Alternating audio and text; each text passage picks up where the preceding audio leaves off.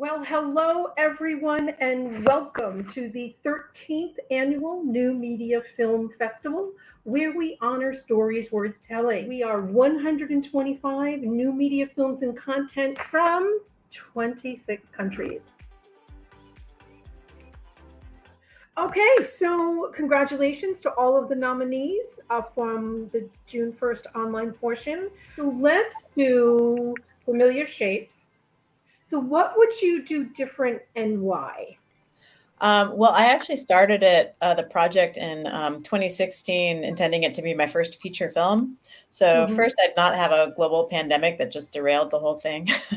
But I basically, when I lost my funding, I tried to salvage it into the podcast series, and now I'm just really hooked on that medium. So if I were going to do it again, I'd definitely start off with the intention of doing a podcast, structure the whole thing very differently, much more concisely. I think it could have been 12 episodes and not 21. But yeah, I mean, basically I wouldn't have a pandemic if I can get away with that. Okay, so a family story. What was your inspiration for this project?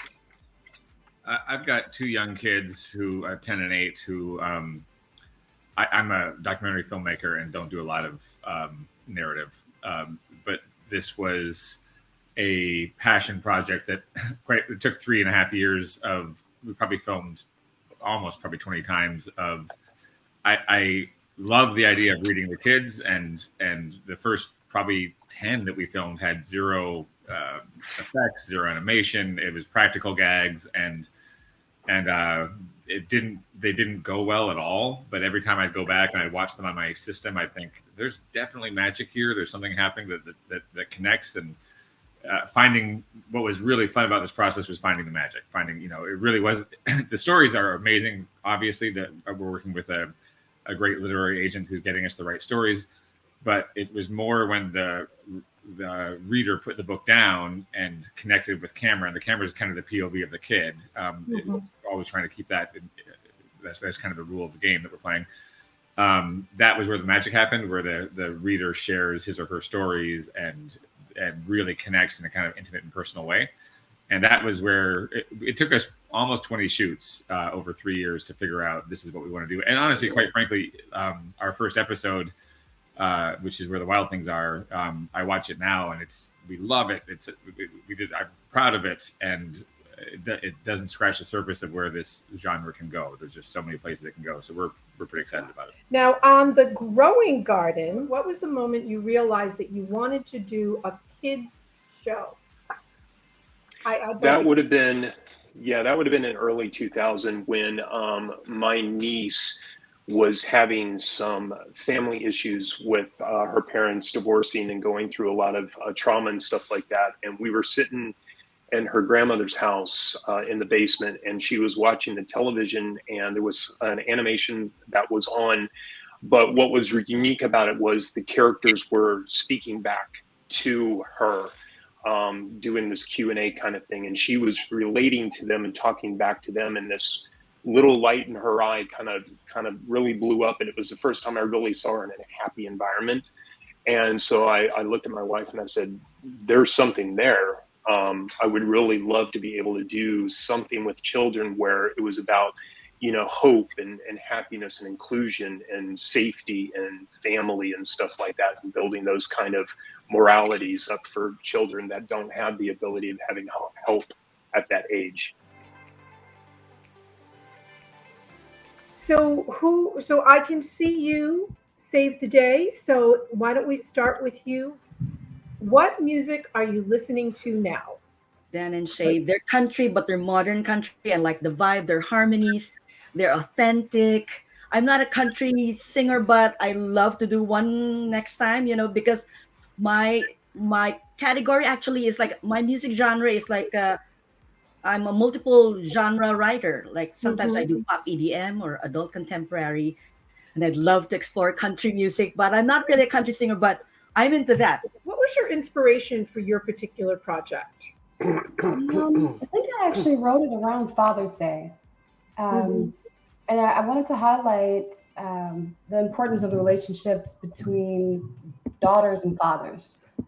And so, if you remember, the screenplay is about a young girl who she's at a very expensive, like posh private school. She's a scholarship student, so it's kind of fish out of water. There's a father-daughter dance, but her father is deployed, and so she has a bit of shame behind that because her father isn't present, and so that's kind of where it came from. What made you think of an animated book? I mean, I wasn't planning on it. I mean, this was kind of a reaction to the pandemic in that somebody sent me this book, Cool for You. And here I was stuck in lockdown. I was homeschooling 3 young children because their schools were closed.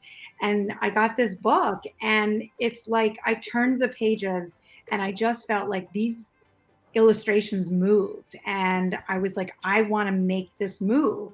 Here I was stuck in lockdown at the beginning of the pandemic, and I also didn't have any work. And so I was like, I want to do something. I need a creative outlet. I'd been animating, doing motion design for years. And here was this book that I thought, let's turn it into a movie. Why not? But thank you for making the black and white Savior of Coney Island. What a fun, way to capture that historical place. All right, so let me pick a question for you. Oh, I know what it is. What are you working on now? I'm working on a couple of experimental films, and I'm working on a solo show of my photographs at Praxis Gallery, Praxis Photo Gallery in Minneapolis. And I'm working on several other shows. What project were you with tonight? The Split, the script, the biopic feature. So just for fun, did you get a lot of writing done? Well, let's put it this way. Did you get more writing done than usual during COVID? I think I was able to focus on the actual getting my script out there and seen, my visibility. That was really cool. Interesting. What is the toughest thing about creating music for you? Oh man, something that is not inspiring for me. It's got to inspire. It's got to come from a feeling, because if it's not coming from a feeling, it's not authentic, right? So would that be like someone hired you to maybe do a jingle and you're just not feeling it? Would that be a tough sort of thing?